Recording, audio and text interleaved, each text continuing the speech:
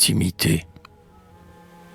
Afin de louer mieux vos charmes endormeurs, souvenirs que j'adore, hélas, et dont je meurs, j'évoquerai, dans une ineffable ballade, au pied du grand fauteuil d'une reine malade, un page de 12 ans aux traits déjà pâlis, qui, dans les coussins bleus brodés de fleurs de lys, soupirera des airs sur une mandoline, pour voir, pâle parmi la pâle mousseline, la reine soulever son beau front douloureux, et surtout pour sentir, trop précoce amoureux, dans ses lourds cheveux blonds, où le hasard la laisse, une fiévreusement jouer avec mollesse. Il se mourra du mal des enfants trop aimés, et, parfois, regardant par les vitraux fermés, la route qui s'en va, les nuages qui passent, la voile sur le fleuve et l'oiseau dans l'espace, la liberté, l'azur, le lointain, l'horizon, il songera qu'il est heureux dans sa prison, qu'au salubre parfum des forêts il préfère la chambre obscure et son étouffante atmosphère, que ces choses ne lui font rien, qu'il aime mieux sa mort exquise et lente, et qu'il n'est envieux que si, par la douleur arrachée à son rêve, la reine sur le coude d'un moment se soulève et regarde longtemps de ses yeux assoupis le lévrier qui dort en rond sur le tapis.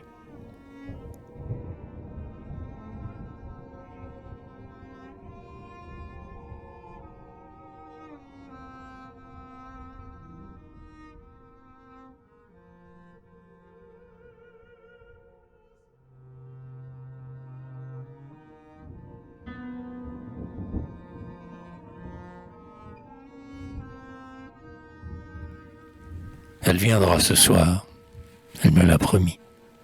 Tout est bien prêt. Je viens d'éloigner mes amis, de brûler des parfums, d'allumer les bougies, et de jeter au feu les fades élégies que j'ai faites alors qu'elle ne venait pas. Et j'attends. Tout à l'heure elle viendra. Son pas retentira, léger comme un pas de gazelle. Et déjà ce seul bruit me paiera de mon zèle. Elle entrera, troublée et voilant sa pâleur.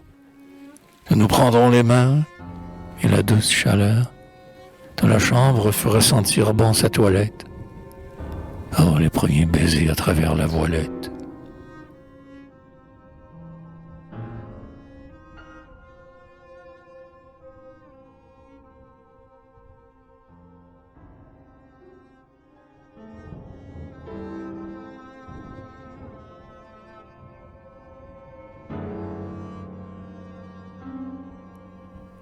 C'est lâche. J'aurais dû me fâcher. J'aurais dû lui dire ce que c'est qu'un bonheur attendu si longtemps et qui manque. Et qu'une nuit pareille qu'on passe, l'œil fixé sur l'horloge et l'oreille, tendu au moindre bruit vague de l'escalier. C'est lâche. J'aurais dû me faire supplier, avoir à pardonner la faute qu'on avoue, et boire en un baiser ses larmes sur sa joue. Mais elle avait un air si tranquille et si doux. Qu'en la voyant, je suis tombé sur les genoux. Et, cachant le front dans les plis de sa jupe, j'ai savouré longtemps la douceur d'être dupe. Je n'ai pas exigé de larmes ni d'aveux, car ses petites mains jouaient dans mes cheveux, tandis que ses deux bras m'enlaçaient de leurs chaînes. D'avant, j'absolvais la trahison prochaine. Et, vu l'esclave heureux de reprendre ses fers, j'ai demandé pardon des maux que j'ai soufferts.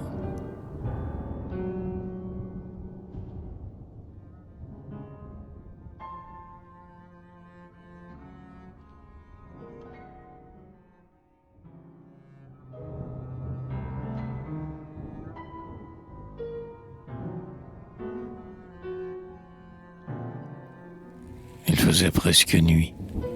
La chambre était obscure. Nous étions dans ce calme alangui que procure la fatigue. J'étais assis à ses genoux, ses yeux cernés, mais plus caressants et plus doux, se souvenait encore de l'extase infinie. Et ce regard voilé, long comme une agonie, me faisait palpiter le cœur à le briser. Le logis était plein d'une odeur de baiser. Ses magnétiques yeux me tenaient sous leur charme, et je lui pris les mains et les couvris de larmes. Moi qui savais déjà l'aimer jusqu'à la mort, j'ai vu que je l'aimais bien mieux et bien plus fort, et que ma passion s'était encore accrue. Et j'écoutais rouler les fiacres dans la rue.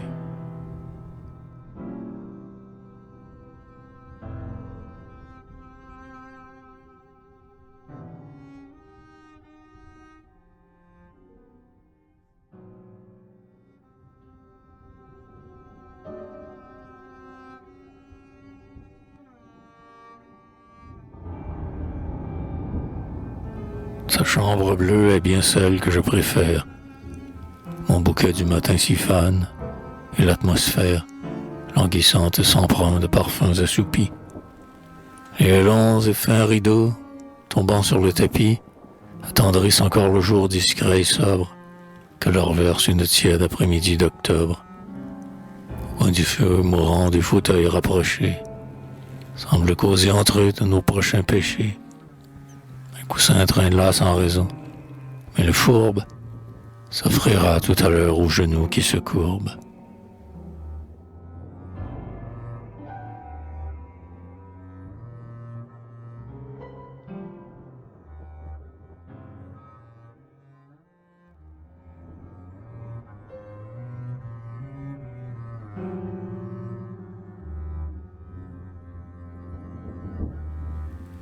La plus longue caresse, ami, est la meilleure, n'est-ce pas? Et tu es l'instant funeste où l'heure rappelle avec son chant métallique et glacé qu'il se fait tard, très tard, et qu'il est dépassé, déjà le temps moral d'un bain ou d'une messe. Car ce sont les adieux alors et la promesse de revenir. Et puis nous oublions encore. Mais l'horloge implacable avec son timbre d'or recommence. Tu veux te sauver, tu te troubles, hélas, et nous devons mettre les baisers doubles.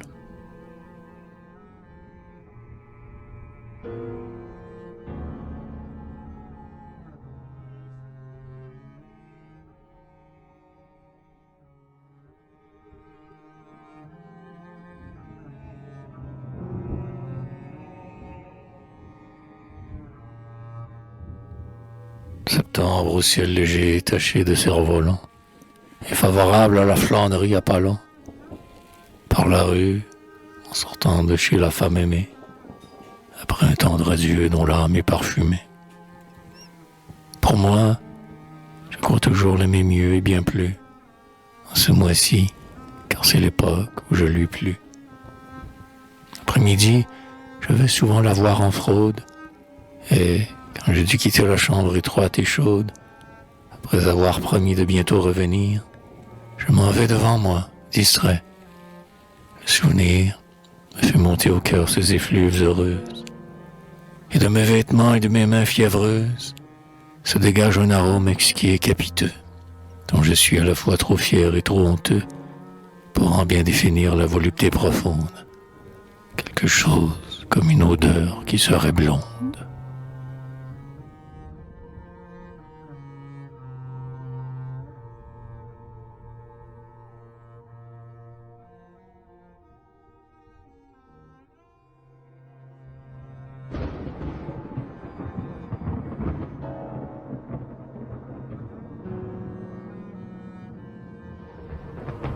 Le crépuscule est triste et doux comme un adieu. À l'Orient déjà, dans le ciel sombre et bleu, où lentement la nuit qui monte étend ses voiles, de timides clartés, de vagues espoirs d'étoiles, contemplent l'Occident clair encore, y cherchant le rose souvenir d'un beau soleil couchant. Le vent du soir se tait, nulle feuille ne tremble, même dans le frisson harmonieux du tremble, et l'immobilité se fait dans les roseaux, que les temps réfléchit au miroir de ses eaux.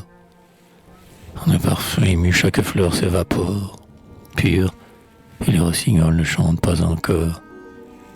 Pour échanger tout bas nos éternels aveux, cher, nous choisirons cette heure, si tu veux, Nous prendrons le chemin tournant de la colline.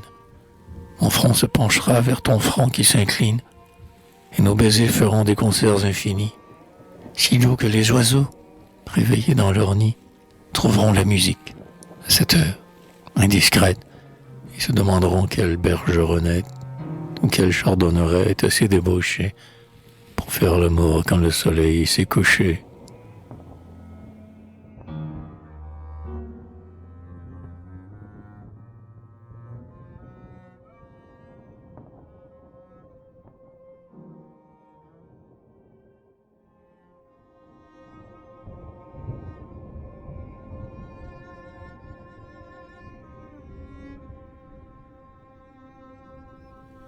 À Paris, en été, les soirs sont étouffants.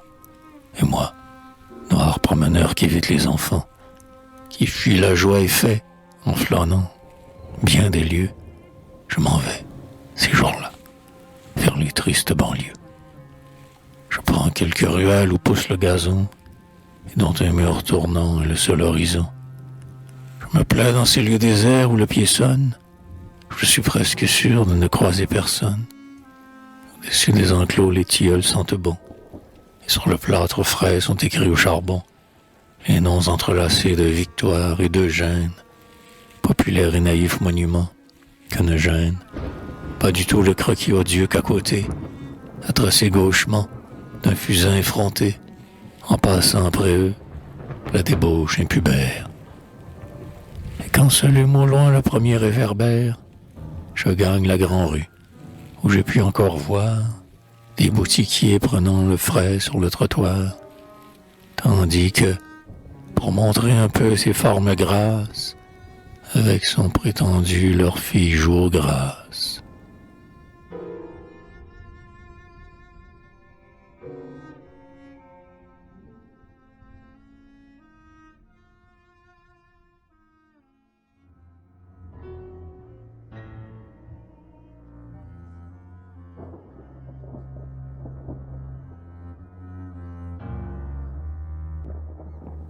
Je suis un pâle enfant du vieux Paris, et j'ai le regret des rêveurs qui n'ont pas voyagé. Au pays bleu, mon âme en vain se réfugie. Elle n'a jamais pu perdre la nostalgie des verts chemins qui vont là-bas, à l'horizon. Comme un pauvre captif vieilli dans sa prison, se cramponne aux barreaux étroits de sa fenêtre, pour voir mourir le jour et pour le voir renaître. Ou comme un exilé, promeneur assidu, regarde du coteau le pays défendu, se dérouler au loin sous l'immensité bleue. Ainsi je fuis la ville et cherche la banlieue. Avec mon rêve heureux, j'aime partir, marcher dans la poussière, voir le soleil se coucher, parmi la brume d'or, derrière les vieux ormes, contempler les couleurs splendides et les formes des nuages baignés dans l'Occident vermeil. Et, quand l'ombre succède à la mort du soleil, m'éloigner encore plus par quelque agreste rue, dont l'ornière appelle un sillon de charrue. Gagner les champs pierreux, sans songer au départ, et m'asseoir, les cheveux au vent, sur le rempart. Au loin, dans la lueur blême du crépuscule, l'amphithéâtre noir des collines recule, et, tout au fond du Val profond et solennel, Paris pousse à mes pieds son soupir éternel. Le sombre azur du ciel s'épaissit. Je commence à distinguer des bruits dans ce murmure immense. Et je puis, écoutant, rêveur et plein d'émoi, le vent du soir froissant les herbes près de moi, et, parmi le chaos des ombres débordantes, le sifflet douloureux des machines stridentes, ou l'aboiement d'un chien, ou le cri d'un enfant, ou le sanglot d'un orgue au lointain s'étouffant, ou le tintement clair d'une tardive enclume, voir la nuit qui s'étoile et Paris qui s'allume.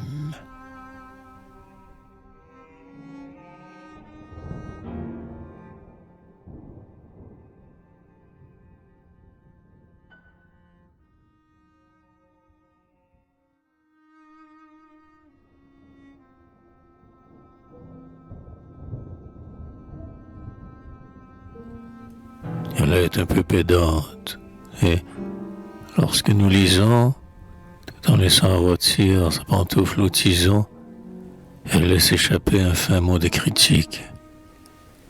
Moi, comme j'ai fait le choix d'un livre sympathique, comme il est quelquefois signé par un ami, je le défends, mais trop faiblement, à demi, les amoureux ayant des lâchetés infâmes. Les poètes pourtant sont bien compris des femmes, non ceux que le lyrisme emporte au fier sommet, mais les doux, les souffrants. Mais Sainte-Beuve, mais Musset, quand il s'abstient de rire, et Baudelaire, lorsque pour engordir son mal et sa colère, il se plonge dans les parfums lourds de langueur. Elle aime ces divers interprètes du cœur. Moi, je lis à ses pieds, relis le passage. Oh, comme elle l'a dit, l'auteur n'était pas sage. Tout nid de verre ou des baisers était tapis, et le livre souvent tombe sur le tapis.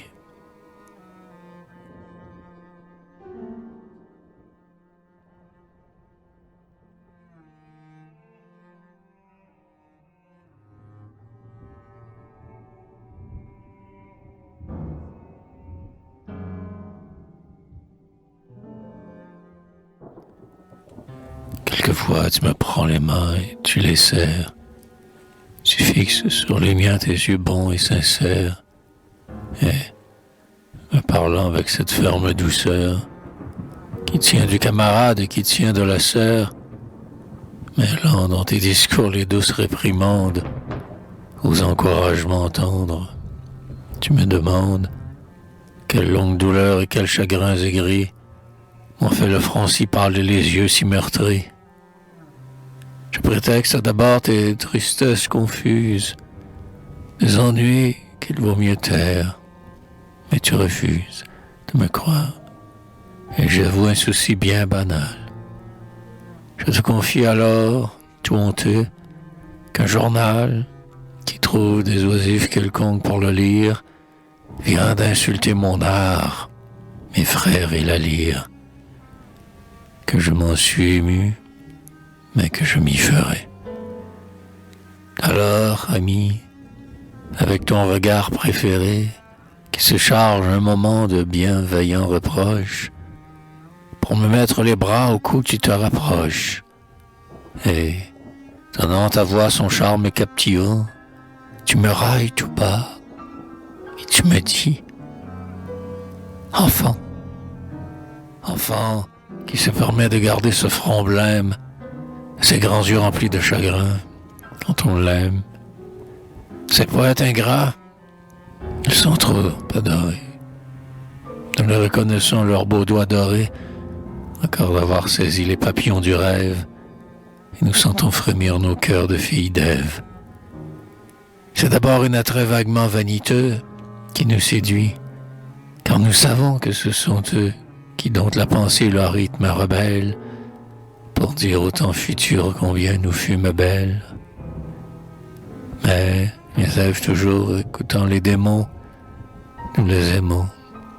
Et puis après, nous les aimons encore, parce que seuls savent parler aux femmes.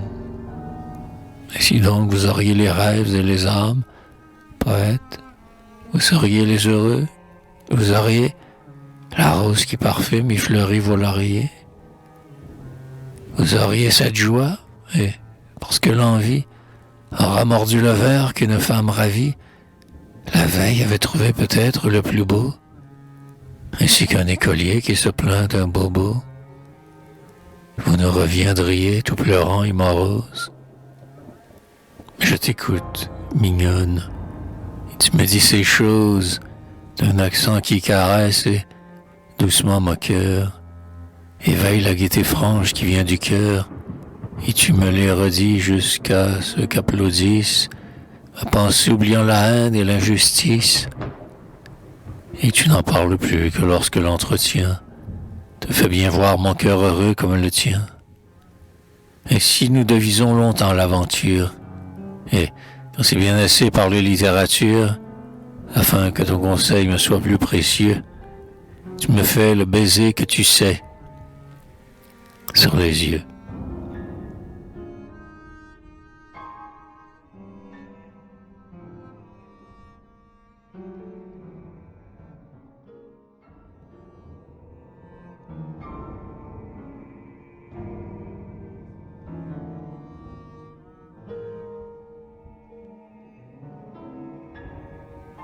Le soleil froid donnait un ton rose grésil, et le ciel de novembre avait des airs d'avril.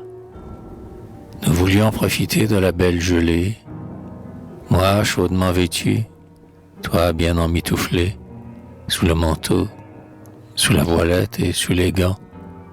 Nous franchissions, parmi les couples élégants, la porte de la blanche et joyeuse avenue, quand soudain jusqu'à nous une enfant presque nue, et livide, tenant des fleurettes en main, accourut, se frayant là un chemin, entre les beaux habits et les riches toilettes, nous offrir un petit bouquet de violettes. Elle avait deviné que nous étions heureux, sans doute, et s'était dit, ils seront généreux. Elle nous proposa ses fleurs d'une voix douce, en souriant avec ce sourire qui trousse.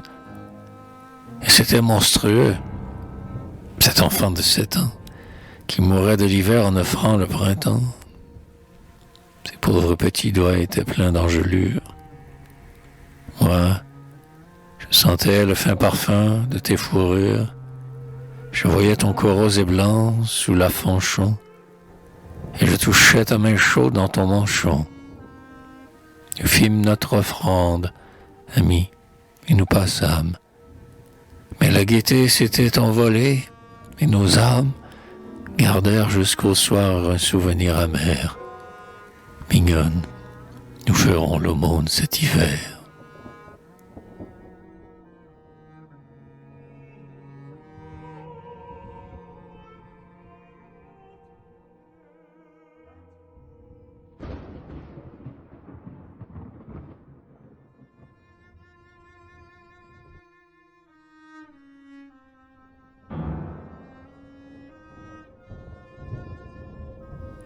Je ne suis plus l'enfant et tu n'es plus l'espiègle qui naguère, le long des verts épis de seigle, effarions les oiseaux du printemps par nos jeux, ou qui marchions le long des aubépins neigeux, dont la branche en passant vous taquine et vous frôle, enlacés l'épaule appuyée à l'épaule, parlant tout bas d'amour qu'on ne peut épuiser. Mais ton front juste à la hauteur de mon baiser. 6 ans se sont passés depuis lors, 6 années, et le beau temps n'est plus des blondes matinées, du ciel dans le regard, du vent dans les cheveux, de la lèvre chanteuse et facile aux aveux, et des perles d'argent du rire qui s'égrènent, comme une fleur qui sème au loin sa folle graine. Nous ne regrettons pas, sans doute, nos 20 ans, car notre amour loyal grandit avec le temps. Mais la mienne ne devient ni courageux ni mâle. Je suis toujours enfant pour souffrir, et plus pâle est mon front, et mon cœur plus sombre et plus amer. Tel qu'à l'écueil revient le lourd paquet de mer, la cigogne au clocher, et la flèche à la cible. Tel je reviens toujours à mon rêve impossible, à ton amour pour moi, qui te met en danger. Corps instants d'oubli qu'il nous faut abréger, car nous savons tous deux qu'un espion les compte. Ce bonheur que nous cachons comme une honte, ce logis que j'ose à peine orner de fleurs, où je viens en secret, comme font les voleurs, et dans lequel tu vis, hélas, emprisonné. À tes chagrins, et puis à la 20e année. Autant de longs chemins qu'on fait à petits pas, changeant des serments légers, ne sachant pas qu'il faudra tant souffrir que c'est pour la vie. Au bon temps, parmi la nature ravie, on s'aime en ne songeant qu'à la beauté des cieux, et je t'écris cela les larmes dans les yeux.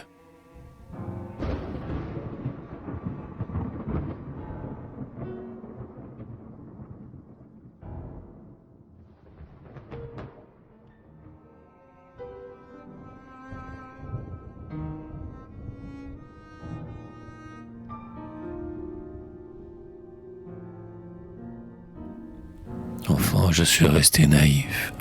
Et mon passé, bien que sombre, n'a pas tout à fait effacé de mon cœur la première et candide chimère. Et lorsque je rencontre allant devant leur mère, timide sous les yeux ardents des connaisseurs, deux fillettes de 16 à 18 ans, deux sœurs, se ressemblant, avec d'identiques toilettes, et portant, comme de joyeuses goélettes, dont les mêmes couleurs pavoisent les haubans, la même air d'innocence et les mêmes rubans. Je suis heureux. J'en ai quelquefois pour des heures à me bercer alors d'espérances meilleures, à rêver d'un doux nid, d'un amour de mon choix et d'un bonheur très long, très calme et très bourgeois. J'imagine déjà la saveur indicible du livre qu'on ferait près du foyer paisible, tandis qu'une adorée, aux cheveux blonds ou noirs, promènerait les flots neigeux de ses peignoirs par la chambre à coucher étroite et familière pour allumer la lampe et remplir la théière. Mais cette illusion ne dure pas longtemps.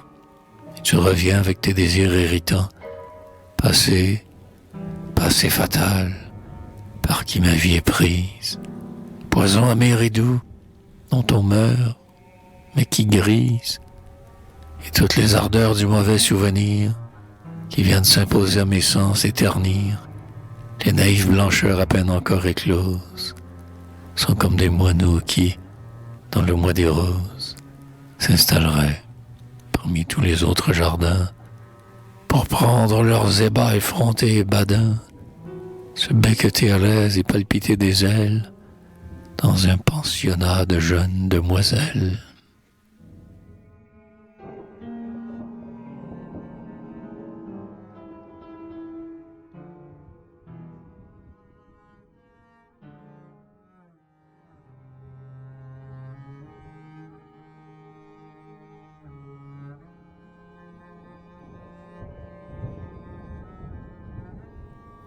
L'autre soir, en parlant à cette jeune fille, de rien, du chiffon blanc que brodait son aiguille, du ruban que parmi ses nattes elle avait, vint prétexte pour mieux admirer le duvet, des petits cheveux blonds frisant près de l'oreille, et cette ombre au reflet d'une rose pareille, du menton mollement replié sur le cou, tout en causant, je fis, dis-je, ce rêve fou, que rien n'était charmant comme une demi-teinte, que cet enfant avait la timidité sainte, des longs cils d'or voilant les chastes regards bleus, et des gestes d'hermine effrayés et frileux.